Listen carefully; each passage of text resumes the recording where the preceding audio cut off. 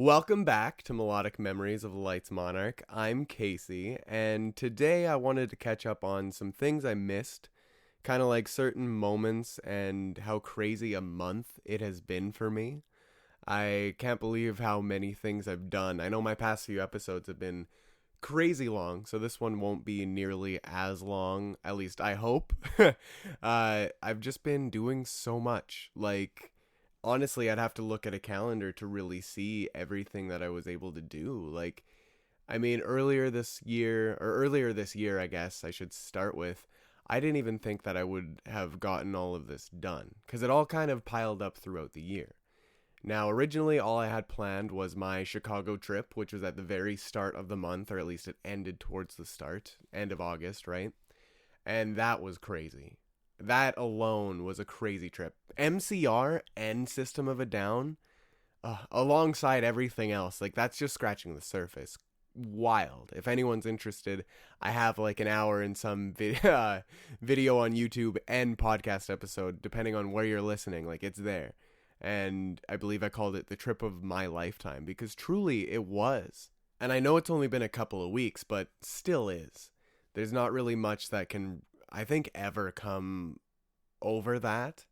But then just recently, the last weekend, I took another trip. Granted, it wasn't very long, and I wouldn't call it the trip of my lifetime. But I got to see 21 Pilots. That was insane. That was an insane just fever dream of a trip that went by way, way too quick. And since I'm talking about that, actually, I do want to kind of shout out some of the people that I was able to talk to at the 21 Pilots show as well, because the lady at the counter, one of the worker ladies, don't know her name, wish I would have asked, but I was just kind of in awe, in shock, if you will. She kept saying that I looked so familiar and that she must have met me before, and have I ever worked here before, or do I live here? And I'm like, no, I'm from Alberta. This is Ontario. It's quite the far distance. And she's like, ooh, wait, an actor? So what a compliment to think that I could look like an actor. I know I have some issues with my own self image, but to hear that from some random person, and bless her soul, thank you so much for thinking that, even if you were just being kind, it made me feel good, and still is something that I know I can feel good towards as well. And very sweet lady. But aside from her, there was also a girl that was in front of us while we were sitting in the seats during night 2. And she turned at the end of the show and thanked all of us for being such a vibe during the show, and I couldn't thank her enough. She was just super into it. I know that during the show I was noticing her and her friend just screaming it towards each other. The whole thing. And it was lovely to see. I love when fans get into it, because when you're in seats, sometimes the people around you just don't seem to be as into it as you would find in the pit. And I get it to an extent of you don't want to be touched. You don't want to be, you want your own space. That's why you got a seat. But to not want to be as into it, I guess everyone is different.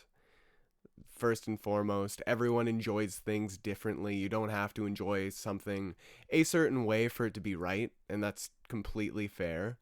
But I did really appreciate her turning around to say that to us. It just made me smile, and Crystal was actually able to. So if you're listening, I don't know your name, but Crystal was able to take a video of trees, and at the very end, when they were doing their goodbyes, captured her hands, the heart hands, how Taylor Swift fans always do the heart hands. But for 21 Pilots, she did that, and it captured perfectly. I believe you see them in the heart in her hands. A very pretty video. Maybe I'll even post it if Crystal sends it to me. Or share it if she posts it herself, because I would like her to get that. I know if I was in her shoes, I'd be like, fuck, I want that video just for myself, But aside from that, there was also just a couple other people as we were leaving. Shout out to them, because they were being gaslit into believing that whoever was next to them anyways, had been there for their first concert. This was the first time they ever heard 21 Pilots, even though they've actually been there since No Fun Intended, which is hilarious. Like, what a way to gaslight someone. Like, oh, I don't even know this band. I hope they're good. And then at the very end, or while you're watching them at the show, they're just rapping along to every single song, not missing a beat, at least as to what they said. And then to be like, oh yeah, no, I've been here since No Fun Intended. Like, that's Tyler Joseph's solo stuff before 21 Pilots was a thing. Not a lot of people know about that. I guess the fan base probably does, but a lot of like casuals, no idea No Fun Intended exists. And even myself, I don't think I actually found out about the whole entire thing until maybe the year Clancy dropped. And I've been a fan since Blurry Face, and that's my ignorance for certain, but just wild to think that that was the case for them. But the whole trip in general, not just the 21 Pilots part, was crazy. It was so much fun to be able to see the CN Tower, to see all of the Ripley's aquarium animals, the sea creatures, to pet that sea pancake like a fucking dog. Like, that was just so cool. And then to see, obviously, the giant stadium, I believe Rogers Arena, the one where the Blue Jays play. And I'm not a huge Blue Jays fan by any means, but they are the only Canadian baseball team, so I will support them, and they are my favorite baseball team if I had to pick one. Which also to say, come on Jays, let's pick things up a little bit. But all in all, it's been a crazy month. And to top it all off, these last 2 days, the 29th and 30th of September this year, I'm going back up to Edmonton with my buddy Paul for his birthday. His birthday, I believe, is not until next month sometime, but I got him an early birthday gift because Korn, the metal band Korn, is coming to Edmonton with Gojira. And for me personally, I don't know Korn very well. Pretty well at all. I know Freak on a Leash and their cover of the Pink Floyd songs. But I will say, they are legends in their own right. Not towards legendary as like System of a Down, but they're very much on the same level in my mind as legends that you would assume to be like maybe Avenged Sevenfold kind of level. Like, they've done a lot for the game, is what I'm trying to say. Gojira as well. I mean, they were literally performing at the Olympics last Summer Olympics, I do believe, in Paris. Like, that's nuts on its own. So it's going to be cool to see. And again, it is for my buddy Paul for his birthday. He loves Korn, and I know that he's not as attached to them as he was back in the day, but the reason why, and the reason why I even want to share it, is because apparently Korn, as many fans say anyways, apparently Korn had a really shitty dubstep quote-unquote album. Like, I've never heard it, so I have no idea or room to say that, but that's just what I've been told, especially from Paul. Because when he was able to see them when they did come close in Canada, the last time he was able to get a chance to see them, because he doesn't drive, mind you, was for that dubstep album. And apparently they played just songs from that, if not like maybe... I find it hard to believe that it was only dubstep album songs, but who knows? Maybe it was. And regardless, this is going to give him the chance, and I wanted to give him that chance to be able to see Korn in their full entirety, especially since they are getting older. But I don't believe they're only going to play dubstep album songs, if that's the case. So that's the hope anyways. If it turns out to be a shit show, obviously I'll be able to talk about it come next Monday. But until then, I'm looking forward to it. It's going to be a fun trip. Going to make the most of it. And then, that's not even the end of the week. That's just Monday, Tuesday. Then the Friday, October 3rd, Taylor Swift. She has a new album out. I know it's very far removed from Korn in terms of like genre, but Taylor Swift is going to be coming back. And not only that, but she's actually going to be doing something in the movie theaters, which I did get myself tickets for. I'm very excited. Granted, I am going alone. As Montana said, I don't want to be a loser that's going alone, but I am going to be that loser, okay? And anyone else that is going alone, you can be a loser with me. Thank you very much. But it's to celebrate the official release party, as it says on this email, of a showgirl in theaters only October 3rd to 5th. See the exclusive world premiere of the music video The Fate of Ophelia, along with behind-the-scenes footage from music video shoot, brand new lyric videos, and Taylor's never-before-seen personal reflections on songs from her 12th studio album, The Life of a Showgirl. So to think that's right literally around the corner is insane. I'm a very big Taylor Swift fan. I'm still only listening to Breach, though. Like, I'll admit, I have not listened to anything new lately, aside from Breach. Because I was on 21 Pilots, a lot of Breach, mixing in their stuff, like, through their whole album, did a whole album discography dive on the way down in the airplane and everything like that before the show, and... Now, since then, anyways, this past couple days, I've only been listening to Kingdom Hearts music. And I don't know why, it's just the vibe. I love Kingdom Hearts music, so that alone is reason enough. But just in comparison to the new stuff that's been coming out, like I can even take a quick look and just look over my new releases on Spotify here, because I know there's been quite a few, and ones that I've been looking forward to. Like, one of the biggest ones is Acres with The Host. That just came out on Friday. I have not listened to it yet. I believe I'm getting the vinyl in, so maybe I'll save it to listen to it there. Though I do want to, support my boys. Like, even if I don't agree with releasing your whole album as singles beforehand, in that sense, but I think it's just the way that it is now, and I can't really hold that against them. And I don't want to. I don't want to hold that against them. And that's not even to mention Arrows in Action, which they released their full album, which I have not listened to yet either, back September 18th. Like, I think the last time I listened to anything new, oh god, I have to scroll quite a ways. It was when Breach came out, September 11th. I caught up. I didn't even catch up. Wow. I'm looking at what I have saved.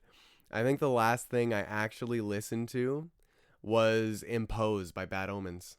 And that was only, not even on Spotify, I only watched the music video premiere. And since then, never went back to listen to it. I haven't listened to anything else since. Like, I missed out on Solo, The Devil Wears Prada. I bet that's amazing. I love them. Pink Moon by Silverstein. I still need to catch up on, Anti-Bloom, the one before it. And then there's a Forever by Elenium. I've never heard that yet. Silence by The Plot in You. I was really looking forward to that, but it came out the same day as Breach. And Neck Deep, their Dumbfuck edition of their album, so deluxe. The Rainbow Gal by Cavetown, a new song from him. I didn't even know that was out. I know he has a new album coming, but I didn't know he released a new song. Crossing the Rubicon, featuring Nothing More, Sabaton. That's probably pretty good. And then Weaponize Your Rage, Not Enough Space. I Want to Know Your Name, The Mock-Ups. That I have heard. Only once, though, and very briefly. Because it was played in the car on the way to... I think on the way to the 21 Pilots show, because we had things on shuffle. Or on the way to Toronto, downtown Toronto, that's what it was. It was playing, and it wasn't bad. It's definitely not MCR, but it wasn't bad. Gerard Way fronts the band with the Interrupters, I do believe is the band name. Their kind of collaboration project. Curious to see what comes of it. And then Search Party, the All-American Rejects. A New Type of Grey, Calling All Captains. Violent Nature by I Prevail, the whole album. Butterflies by All Time Low. Smoochie Girl, Ash Nico. Walk the Dinosaur, Ninja Sex Party. If Lyrics Were Confidential, Water Parks, that came out September 18th as well. Jane Doe with Hikaru Yatada. Love her. She's the Kingdom Hearts girl. She sings the Kingdom Hearts songs, and I believe this song was for Chainsaw Man, if I'm not mistaken, or else that's a completely different one, and if it is, apologies. Sick of Me, Brace Yourself, Nice Guy with Echo by TX2. Not Okay by 5 Seconds of Summer. That one will be an interesting one. I don't know what their new sound's going to be. But then Valentine's Day, Hotel Mira, Bloodlust by Dayseeker, Everything Is Fine remixed by The Living Tombstone, War Pigs Charities version, Judas Priest and Ozzy. Okay. I Need a Doctor, Call Me Charisma, and last that's on my list here is Halloween 2, Welcome Home by Dark Divine. And that's just scratching the surface. I'm sure there's lots more that I haven't listened to, that I have saved or like pre-saved on my Spotify. And that is one thing that with Breach coming out, I'm not even upset about. It's just I do need to catch up. And I will eventually. I just kind of wanted to give all those names their due because they are things that I was looking forward to, or maybe even didn't know came out. Like, some of those caught me off guard, but there's been a lot of new music lately, and to be honest, I'm here for it.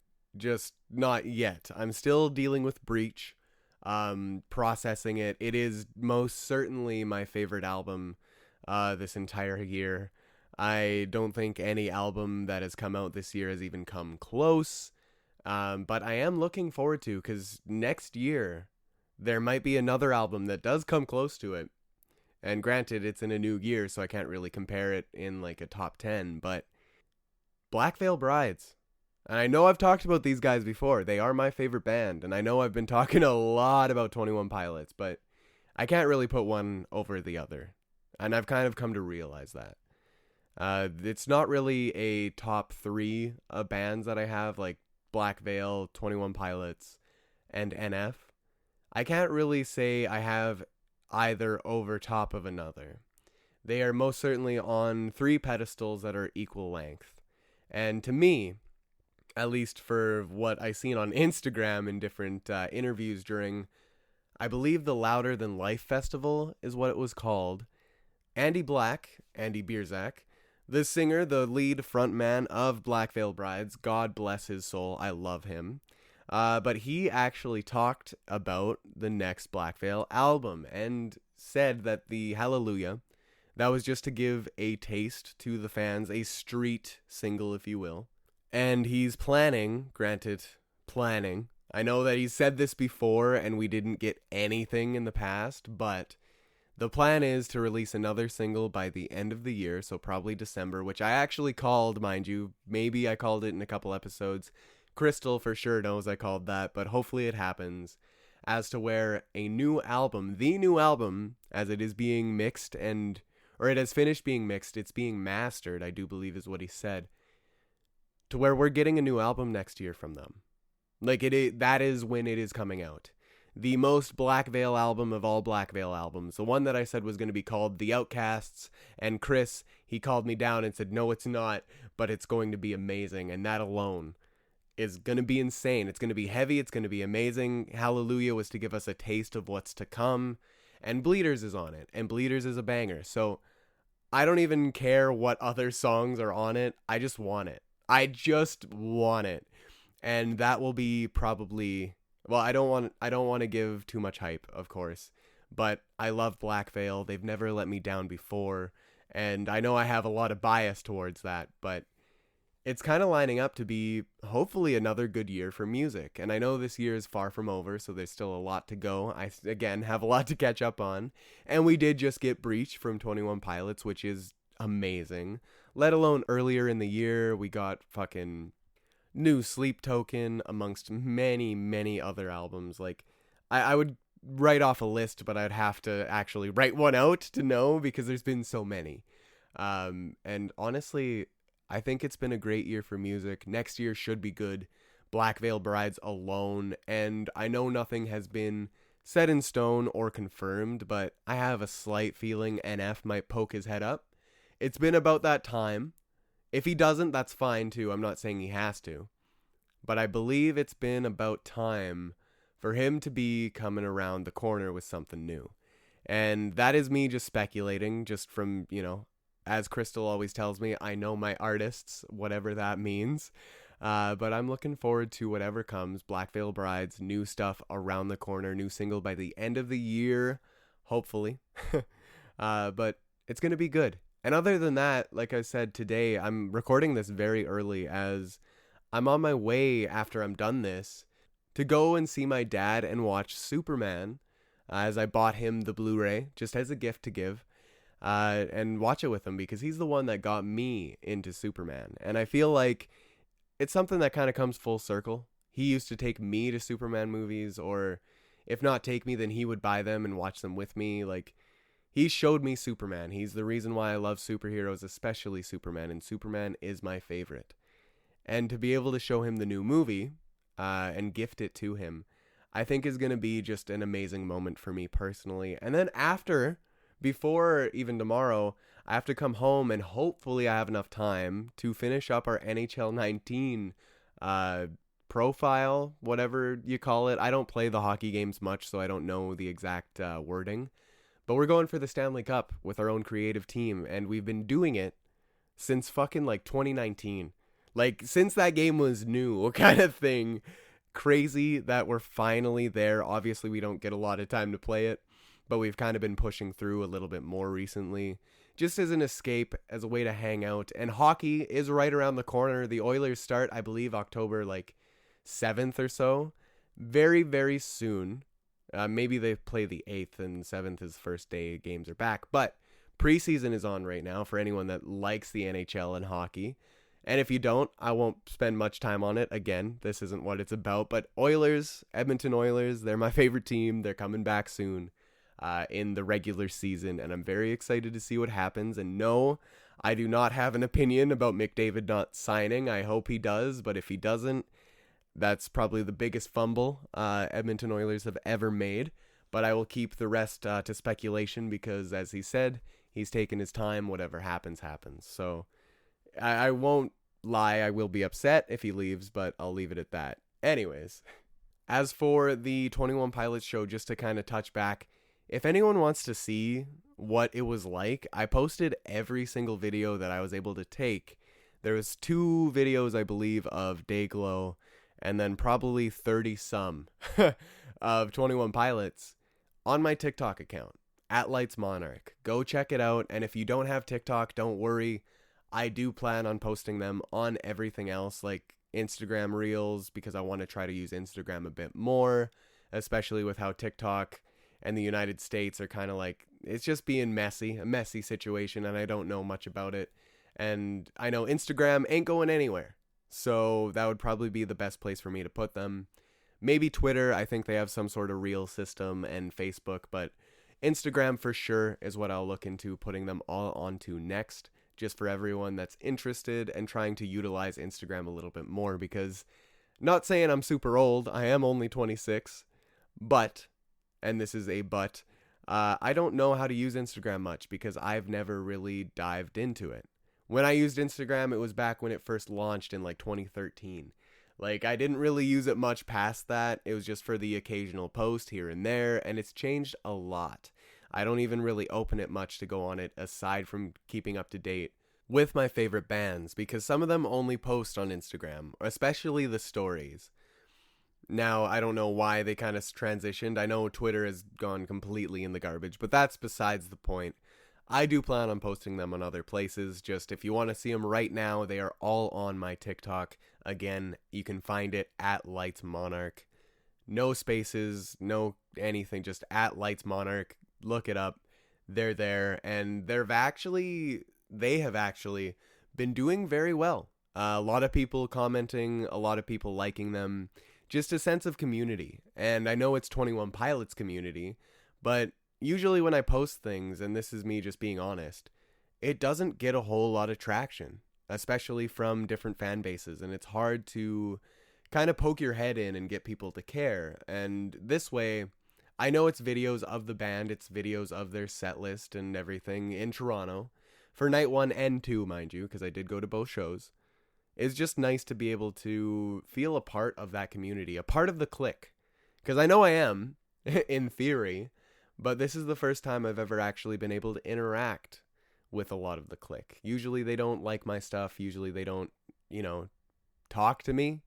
And this is under Lights Monarch, so it's not even my personal account, which I'm not gonna share here, but all throughout the years, I've never really gotten that chance, and now to get it, it's just heartwarming to see all of the different people liking it, and not that I'm snooping on them, God no, I'm not that creepy, just looking at my notifications and the activity tab on TikTok, and interacting with the people in comments. Like, it's really fun to just, I don't know, people saying whatever, like, what a fun night, and there was one comment, actually, I'll pull up real quick. because it made me laugh, and I actually had to share it with Crystal. And it's someone on TikTok with the profile photo of Josh Dunn with his little mohawk. And their username is Butter. They said, if you saw somebody in a hot dog costume, that was me. And I replied with, I didn't, but damn, what a legendary costume to wear. Got that Bandito branded mustard on between them Ned breads. Truly careless wearing those rebel clothes. And they replied, Bandito branded mustard, all caps, OMG. That's so smart, I didn't even think of that. And it made me feel just, again, a part of the community, made me laugh. And it was a good interaction. And I've had that kind of interaction with quite a few people over TikTok. And obviously, fellow Banditos, fellow Click members, and anyone listening that is such, go check them out. And, hit me up. Tell me what you thought of the show, what your favorite 21 Pilots song is. If you want to see a show, just talk 21 Pilots, anything. It doesn't even have to be 21 Pilots either. It can be Black Veil Brides, it can be NF, it can be anything to do with music, because I personally, if you haven't been able to tell by now, love music. So I'm always down to talk about music. And I guess the last thing I have to really talk about, or even really want to share, because I know there's been a lot that I've missed over the past while, but since I picked up Superman, I also picked up Corpse Bride on 4K, new steelbook. It is beautiful. Haven't opened it yet, so I can't really say it's my favorite, but just looking at the outside, it's beautiful. My favorite one is Coraline. I picked that up in Chicago. My God, it's a steelbook, 4K. Amazing packaging, and then the disc itself when you watch the movie. Oh my God, the details. The fact that that was all handmade. Well, 3D printed, yes, but it was done with a camera, no animation. It was just, what you see is real, right? Anyways, to not go on a tangent about that, the day after, or maybe the same day, just later on in the day. Yeah, because that was Friday. The day later, I picked up Pac-Man World 2 Re-Pac for the PS5. And I know I don't usually talk too much about games unless if it's Kingdom Hearts. I know I've talked about Pac-Man World 2 Re-Pac being a thing, being when it was announced. It's finally out, and I am so happy to play it. I bought it. I was able to play it just yesterday, and granted, I only did get 2 levels in, or 2 areas in, sorry, not 2 levels. And the moment I started it, the music being the same, and then the title screen being him standing at the edge of the dock just as the original was, and not even to say when I opened it, and the reversible artwork.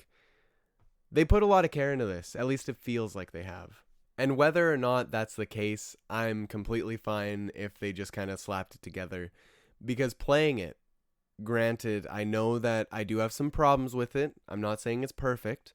The weight of Pac-Man himself is a little bit off. I feel like he should be heavier, like an actual ball. But that's personal preference, because that's comparing it to the original. But the moment I started it and heard that music and got to the actual title screen and got through the cutscenes and to the the level select screen, and when you're walking around from level to level, yeah, they changed it a bit, but the music is the same. Getting into the first level, the bare basics, I teared up. And I know, wow, what a wimp, what a puss, but at least that's how I felt when I started tearing up, because pure nostalgia, I guess. And I know that I'm getting to the point more and more every year that passes, I will experience nostalgia a bit more. And I know it's a thing that people love to feed on, especially companies. And this, you could look at Pac-Man World 2 Re-Pac being, feeding on nostalgia. And if that is the case, that is the case. But it has a lot to it. The game is vastly different, but very familiar at the same time. It's weird and hard to explain without just kind of showing, the PS2 version and then this one. But regardless, I teared up at the music and everything, just being this is what I remember as a child, but brand new. And even talking about it is kind of giving me goosebumps. Wild to think, but, it's Pac-Man World 2. Re-Pac, this case, and Pac-Man talks. There's a lot of differences, like I said. You can get costumes, there's different mission bonuses. It's changed a lot. But I won't say it's bad. It's just different. And I'm enjoying it. I'm going to play it more when I get back from Edmonton because I won't have time until then. But I'm very happy with how it's turning out and the fact that it exists and hit me so hard as it did. I can't really say anything else about it. Pac-Man World 2 Re-Pac. If you're interested, if you played the original, go get it. Go support this. So hopefully we eventually get Pac-Man World 3 Re-Pac and have the whole trilogy done. I know there is a racing game, but I never played the racing game. I don't really mind if that one never gets remade. If it does, cool, but if not, give us Pac-Man World 3 Re-Pac. And no, that's not me being needy. That's me just saying it aloud, so hopefully anyone hearing it can be like, oh, a fan wants it. Because I know Pac-Man World 3, the original, wasn't as well received as Pac-Man World 2 and World 1. But still one of my personal favorites. It's actually a game I never beat.